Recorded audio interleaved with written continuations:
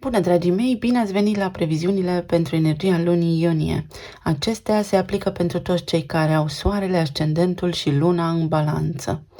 Să vedem despre ce este vorba, dar înainte de a porni la drum, voiam să vă mulțumesc tuturor celor care sunteți parte din comunitate pentru mesaje, sprijin și suport, iar celor care sunteți aici pentru prima dată, vă urez bine ați venit. Dacă considerați că rezonați cu mesajele, vă invit cu drag să vă abonați și să apreciați acest clip. Încep cu partea de tranzite astrologice, urmând ca ulterior să vedem ce ne spune și energia în cărțile oracol și de tarot. În primul rând, pe 6 iunie vom avea luna nouă din Gemeni, care pentru voi se produce în casa a noua, cea a spiritualității, a credințelor. Acest sector din viața noastră ne vorbește despre străinătate, despre mental înalt, profund, despre studii aprofundate, despre înțelepciune, așa cum am spus, călătorii pe distanțe lungi, interacțiunea cu planul internațional, dar și tot ceea ce ține de lege și de legislație. Aici în Gemeni deja se regăsesc Venus, Mercur, Soarele și Jupiter.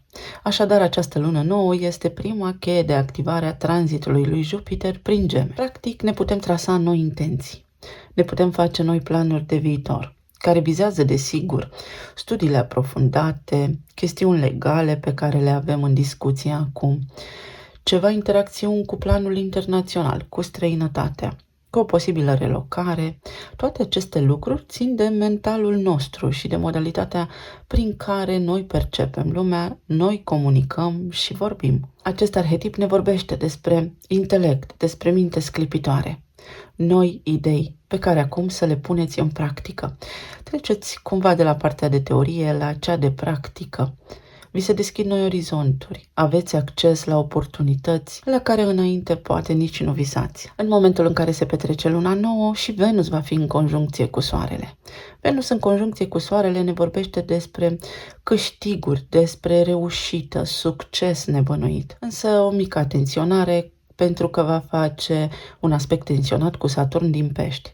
Saturn este cel care ne vorbește despre maturitate și asumarea responsabilităților, organizarea noastră, iar Peștii sunt arhetipul spiritual, prin care suntem îndemnați să transformăm lucrurile imposibile în lucruri posibile. Așadar, în acest moment, dacă v-ați făcut temele, dacă sunteți maturi, informați, organizați, puteți accesa noi orizonturi, căi nebănuite către succes și progres. Poate intra în viața voastră cineva de altă naționalitate cu care acum să începeți o relație, se poate oficializa, acea relație poate deveni de suflet, puteți trece la o altă etapă dacă sunteți într-o relație cu cineva.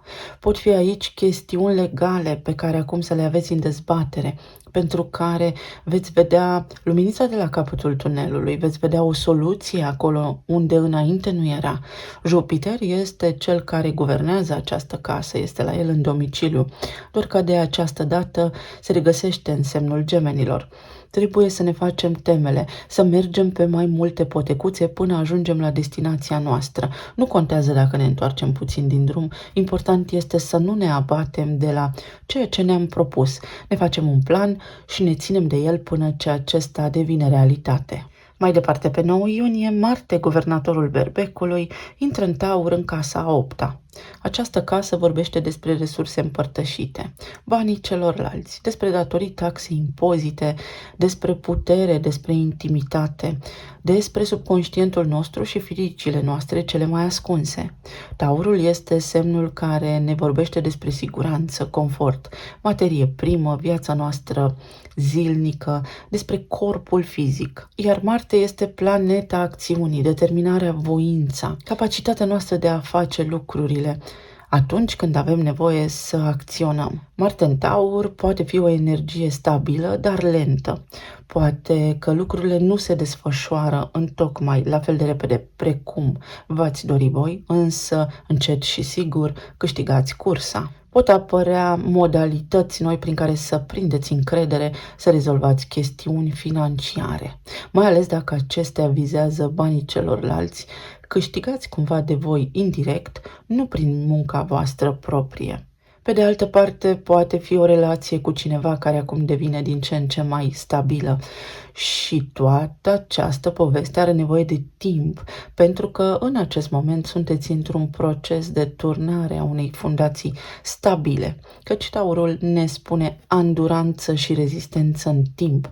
Lucrurile bune au nevoie de timp ca să crească. Energia se schimbă începând cu 17 iunie, când Venus și Mercur își schimbă semnul din Gemeni în Rac. Pentru voi în casa a 10. Aceasta este casa profesiei, a carierei. Este locul unde noi întâlnim autoritatea din viața noastră sau noi suntem o autoritate în viața cuiva.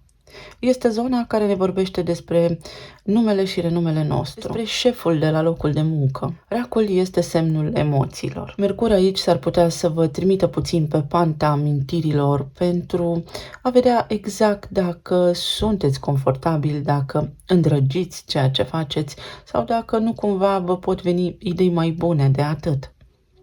Vă puteți reconecta acum cu cineva cu care anterior ați lucrat, ați fost coleg de serviciu sau cu vreun fost supervizor, cu care să puneți la cale acum niște planuri noi. De asemenea, pentru că Venus este aici în Rac, într-un semn în care se simte relativ bine, puteți atrage bani în plus. Pentru unii pot fi mici despăgubiri, să le spunem, iar pentru alții pot fi bonusuri bine meritate. Vă faceți planuri. Aveți în minte acum o idee care poate aduce o schimbare de bun augur, căci Venus este o energie magnetică care atrage. Sigur că și soarele va intra aici în casa a 10-a și va aduce determinare, curaj, dar și garanția că veți fi foarte vizibili, apreciați la locul de muncă, unde de altfel vă veți simți și bine. Parcă în următoarea perioadă să spunem că veți merge cu mai mult drag sau mai relaxați un pic, ca de obicei. Pe 22 avem parte de luna plină din Capricorn, iar voi aveți Capricornul în casa a 4-a. Capricornul este semnul guvernat de Saturn, care va retrograda pe 29 iunie. Vorbim despre el imediat. Această casă a 4-a vorbește realmente despre casa noastră, spațiul locativ, părinții noștri, proprietățile noastre și relația cu trecutul. Iar Capricornul este semnul autorității. Este cel care ne învață să ne organizăm, să ne administrăm viețile, afacerile, rutina. În acest context, o lună plină vine cu finalitate. Ceva care are legătură cu casa noastră poate lua sfârșit acum, poate fi o decizie în sfârșit, poate să vă mutați, să vă relocați sau să vă schimbați cartierul, zona, comunitatea. Mai poate fi vorba despre a vă muta de acasă sau despre faptul că poate ai voștri copii acum pleacă la studii și se mută de acasă, devin responsabili, stăpânii cumva pe propria lor viață. Poate fi mutarea cuiva înapoi cu voi sau de lângă voi din spațiul locativ. Poate veni cu o decizie de renovare pentru că a venit timpul. Capricornul, fiind guvernat de Saturn, ne indică cumva timpul și când sau cum. Apoi, desigur că pe 26 iunie, guvernatorul Capricornului Saturn retrogradează în Pești, în casa a 6-a. Casa a 6-a ne oferă indicii despre sănătate, despre rutină, despre locul de muncă, despre animalele de companie sau mentorii noștri. Peștii, așa cum am menționat, sunt ultimul semn din zodiac. Nu au atașamente, ei visează. Pentru arhetipul pești, imposibilul devine posibil. Se conectează cu divinitatea, cu sursa, își simte sufletul și îl înțelege.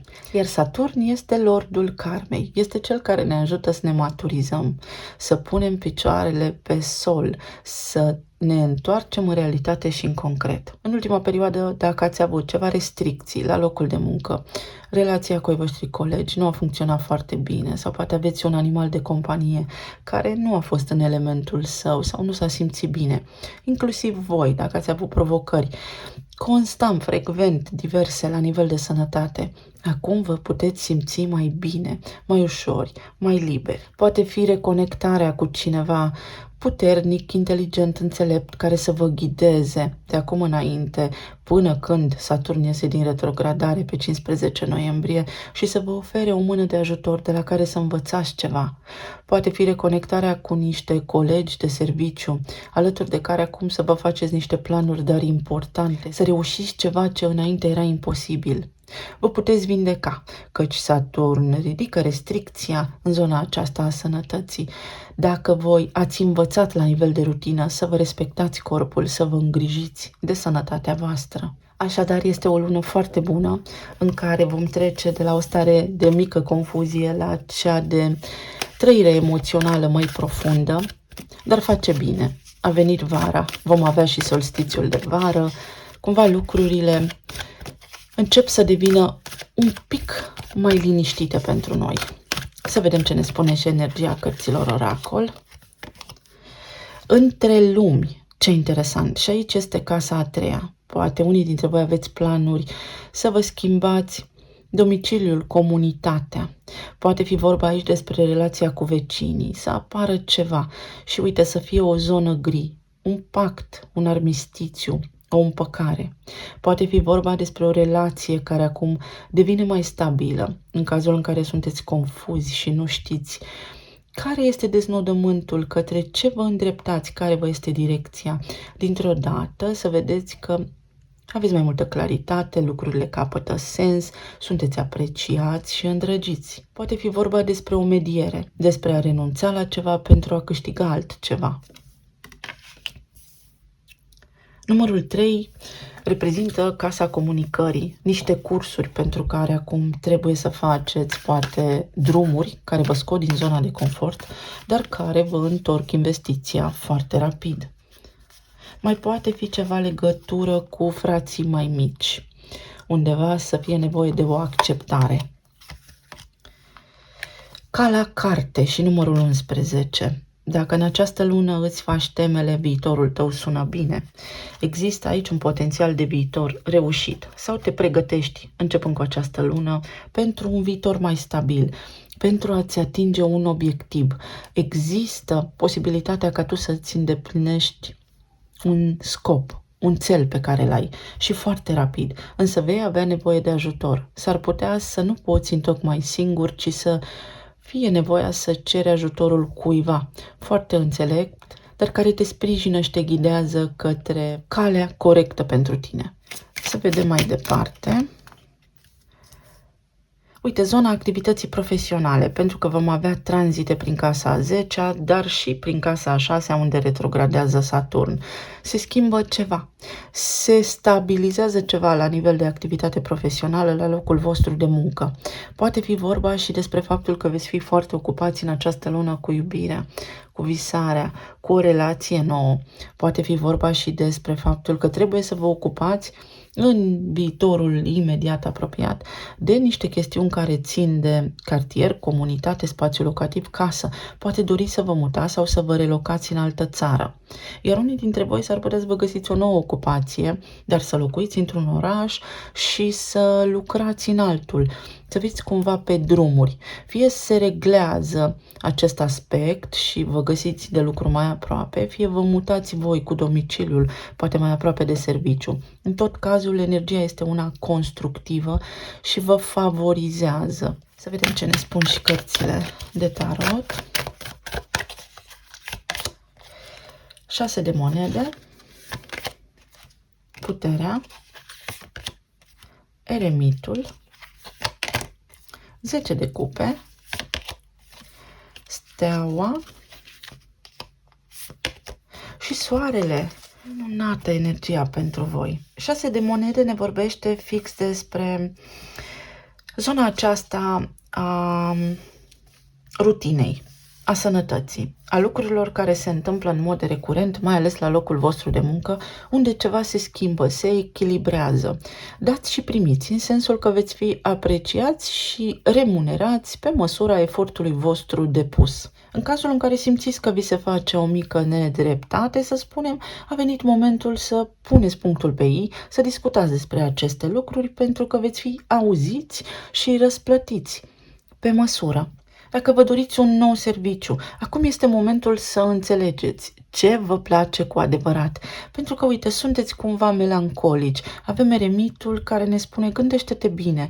Pentru că, uite, poți avea parte de succes, dar trebuie tu să te deschizi către intenții noi, gânduri noi, planuri noi, să treci într-o oarecare măsură de la teorie la faptă. Poate fi achitarea de o datorie karmică sau financiară. Poate fi un proces care acum se încheie. Poate fi curățarea faimei, a prestigiului, unde poate în ultima perioadă ați avut de suferit. Aici avem o însănătoșire grabnică. Zona aceasta a sănătății în această perioadă, cel puțin până iese Saturn din retrogradare, va fi din ce în ce mai bună. Vă veți simți revitalizați, energizați și susținuți de energie în corpul fizic, dar și în sufletul vostru, la nivel energetic. În zona relațiilor de iubire se întâmplă ceva corect, cumva ceea ce ați așteptat, pentru că nu există o exercitare a orgoliului, ci mai degrabă există un bine suprem. Aceasta este o carte a peștilor și aici vorbim despre necondiționat. Știu și am încredere că, sub o formă sau alta, cu tine la braț, sunt în siguranță. Poate fi vorba despre depășirea unui impas la nivel financiar în cazul în care vă temeți să nu rămâneți fără bani sau să nu aveți bani pentru ziua de mâine. Puteți cunoaște pe cineva nou acum, care să nu fie de aceeași naționalitate cu voi sau pe care să-l cunoașteți sub o formă sau alta într-o deplasare sau prin intermediul serviciului, când voi sunteți pe drumuri. Pot fi aici niște chestiuni legale sau de tip financiar, contabil, pe care le reglați acum. Veți respira profund, ușurați, că ați scăpat de o povară. Pentru cei care sunteți în perioada de separare, este ca și când mai este nevoie de ceva. Mai aveți un ultim pas, înainte ca voi să vă convingeți sau ca voi să puteți acționa până la capăt. Situația este cumva 50-50. Lipsește aici o mică conștientizare pe care sunteți îndrumați în această lună să o faceți, dar ca la carte. Este vorba despre o alegere, este vorba despre a fi sinceri cu voi înși vă până la capăt. Sau în această lună o persoană care înainte se îndoia de voi, de relația voastră, de viitorul vostru împreună, se luminează, se hotărăște, primește răspunsul pe care îl caută, și anume că viața, sensul și drumul lor în viață sunteți voi. La locul de muncă veți avea parte de progres și nu vă așteptați la acest lucru. Este ca și când se restoarnă o situație, vin toate peste voi, realmente imposibilul devine posibil în această lună. La nivel de sănătate, atenție la zona stomacului, la tot ce ține de microbiom și de inimă, fără supărări inutile, pentru că vă poate crește tensiunea, mai ales dacă vă știți sensibili în această zonă.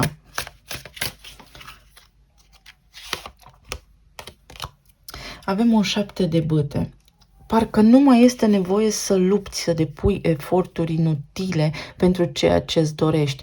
În această lună se echilibrează situația, lucrurile se întâmplă așa cum este corect, așa cum trebuie să fie, fără efort, fără risipă de energie din partea voastră. Cineva te poate debloca sau a venit momentul să stați de vorbă. Avem un altul preot. Chestiuni care privesc autoritățile sau ceva devine ferm, devine oficial, până spre sezonul acesta al leului și al fecioarei. Undeva în luna august voi reușiți să puneți bazele fie unui nou proiect, fie să luați o hotărâre foarte importantă, fie este vorba despre o relație care se oficializează. Cineva poate rupe tăcerea aici sau pur și simplu în câmpul muncii, în zona activității profesionale, lucrurile acum devin accesibile.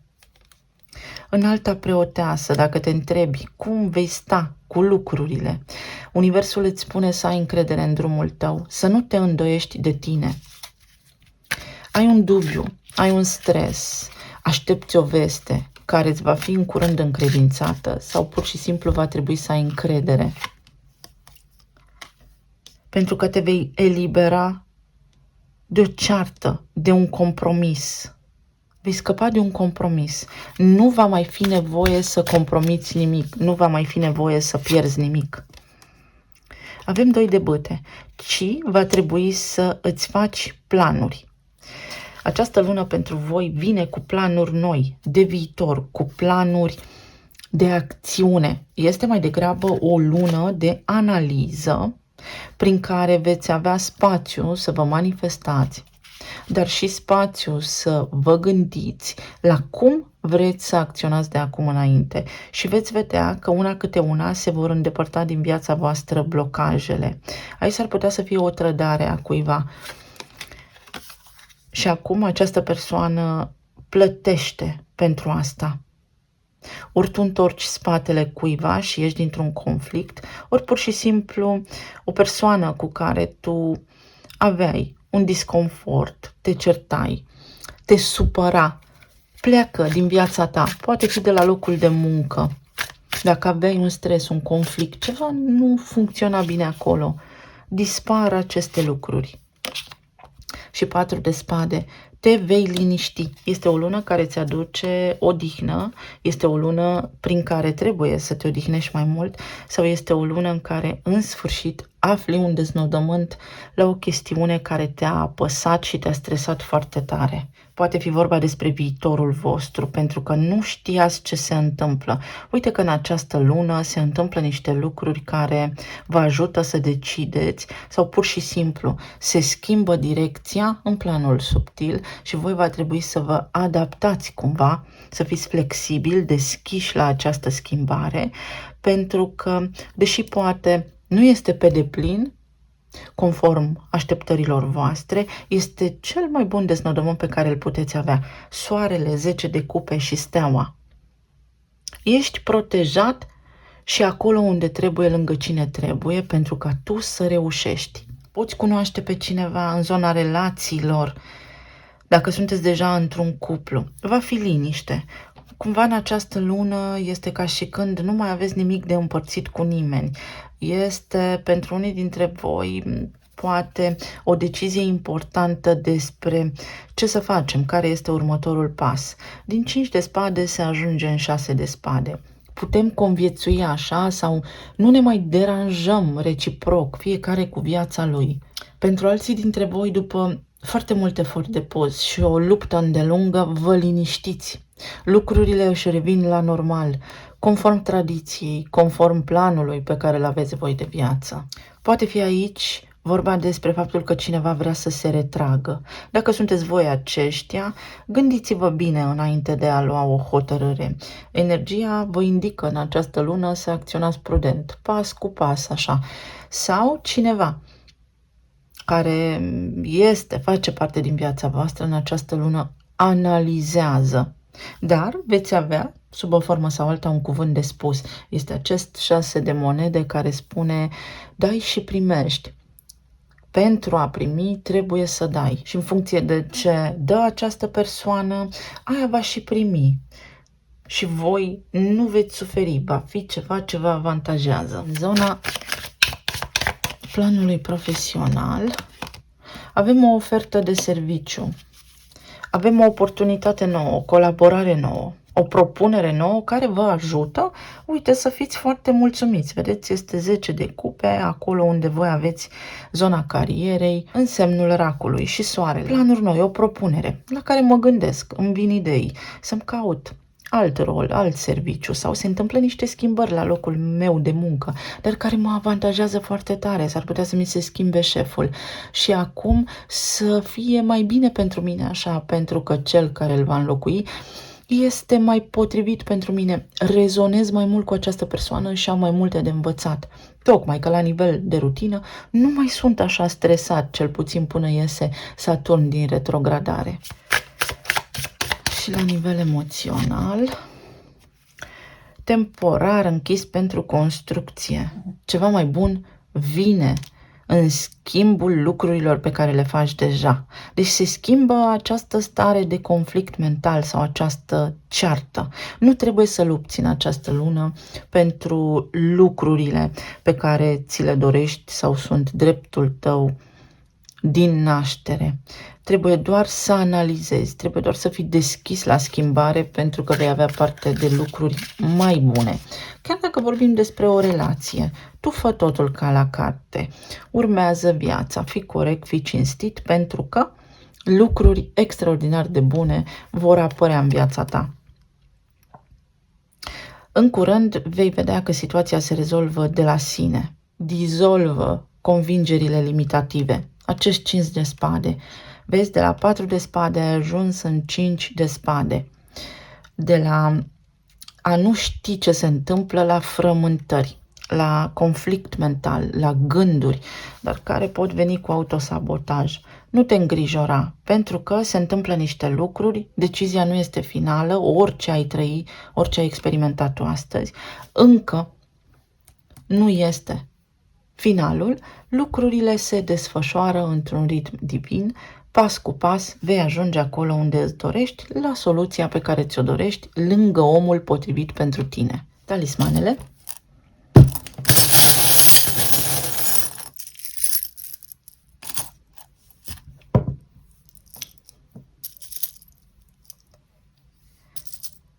Uite, vești bune din zona justiției care te bucură, din 2 direcții sau 2 vești care te bucură în această lună. Balanța, justiția.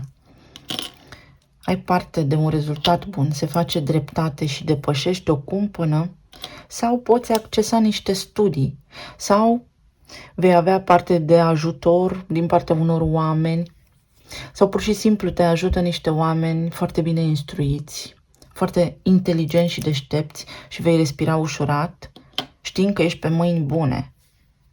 Altora dintre voi vi se spune să vă bucurați mai mult de viață. Aici este semnul taurului sau ceva legat de aparatul reproducător la doamne. Atenție, în această zonă este și scorpionul, poate aveți legătură cu un scorpion sau trebuie să vă eliberați. Să lăsați lucrurile să plece din viața voastră, să eliberați acest stres. De îndată ce nu vă mai stresați, veți vedea că lucruri noi încep pentru voi. Aici avem berbecul, avem nodul nord în berbec. Se deschide un nou drum pentru tine. Uite și o călătorie pentru care te pregătești cu bucurie pentru că faci calculele și sunt pe plus. Poate fi o călătorie inițiatică, poate fi o călătorie care, chiar dacă nu este inițiatică, pentru tine în mod direct este. Înveți ceva din asta, este foarte benefică, poate ai legătură cu ceva zonă egipteană, cu Egiptul, sau poate te eliberezi de o povară, uite niște concerte sau pur și simplu în această lună te vei bucura mai mult de viață. Marte te ajută din casa 8-a să achizi niște datorii, să ieși bine la zona taxelor și a impozitelor. Poate fi un proces pe zona aceasta de drept civil pe care să îl câștigi sau unde lucrurile încep să capete sens și să meargă în direcția potrivită pentru tine. Uite, Saturn în Pești. Ai fost poate cândva ușor naiv sau ai avut încredere în cine nu trebuia și cumva începând cu această lună se reglează conturile. Floarea vieții și un unicorn, pentru că meriți, pentru că ai parte de un potențial viitor fabulos, care începe să se construiască fix de acum. Un as de monede, o ofertă, o soluție la nivel financiar majoră, un nou serviciu care îți place. Uite, ceva legat de animalele de companie. Poate este un model de business pe care vrei să-l accesezi acum. O petrecere sau ceva ce te bucură. Un salon de înfrumusețare canină poate fi. Acțiune foarte multă. Pentru alții dintre voi veți avea o lună așa mai pasională, mai pătimașă. O lună care îți redă bucuria vieții și încrederea că poți. Iar la inițiale avem O, D, E, X și F. O explicație din partea unei foste sau a unui fost. Partener de viață sau șef. Cineva acum clarifică o situație sau ești curios să afli, vei afla. Tu fă-ți planurile ca și când deja știi totul și nu ai nevoie de nimic de la nimeni. Atenție la sănătate și atenție la antibiotic. Antibioticul atacă flora intestinală. Nu este viață, din contră. Atenție, dacă sunteți sub vreun tratament, protejați-vă cu pansament gastric și stomacul. Atenție la o persoană din jurul vostru care este deșteaptă. Fie aici la 5 de spade aveți parte de cineva care este fățarnic și veți înțelege, dacă deschideți bine ochii și vă gândiți sincer, veți înțelege cine. Sau pentru a ieși din această provocare, din acest impas, aveți nevoie de cineva foarte isteț, foarte adaptabil. Este arhetipul lui Mercur și Mercur va fi și în Gemeni și în Rac, care știe să învârtă lucrurile astfel încât să fie benefic pentru voi. Pentru alții dintre voi este nevoie de o detoxifiere, pe cât se poate de serios. Corpul vostru are nevoie de o detoxifiere. Alții dintre voi veți primi un cadou sau atenție la colete, atenție de unde comandați. Sunt atâtea site-uri scam care pot păcăli. Nu cumpărați decât dacă știți că site-ul este de încredere, nu faceți comenzi. Poate fi o relocare, uite, ceva legat de Germania pentru unii dintre voi, dar nu ne blocăm pe această țară. Iar pentru alții dintre voi se definește o situație.